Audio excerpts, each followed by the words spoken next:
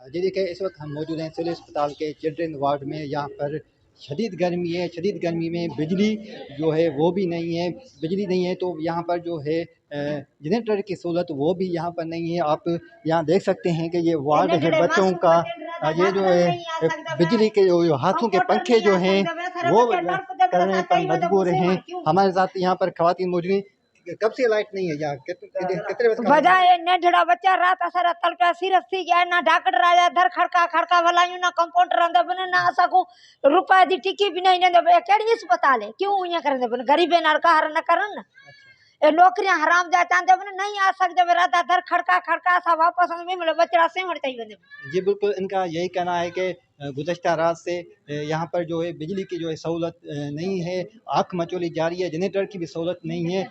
इनका ये भी कहना है कि बच्चे जो हैं वो शदीद मुश्किलात का सामना है। ये जी बताएं कि कितना बार रात गुजारे यार 11 रात गुजारे यार डॉक्टर सुतो पे निंद्र अच्छा मनन माई उठा दरी कौन खोले।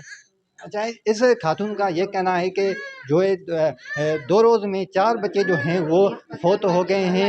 इनका ये कहना है कि जो यहाँ पर डॉक्टर हैं वो यहाँ पर नहीं आ रहे हैं, जिसकी वजह से ये अमौत भी हो रही है। आप यहाँ देख सकते हैं कि ये जो है बच्चों का वार्ड है वो तारीकी में डूब गया है। जो खवातीन हैं अपने बच्चों को जो है हाथों के जो पंखे हैं वो लगा रही हैं। जी